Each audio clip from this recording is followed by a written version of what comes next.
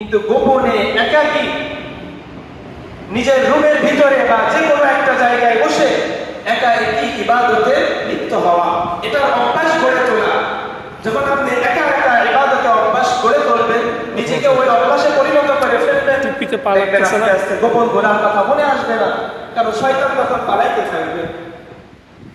ওমর ইবনে আব্দুল আজিজ রাহমাতুল্লাহি আলাইহি তিনি জুমার ভাষণে প্রায় সময় কথা বলতেন।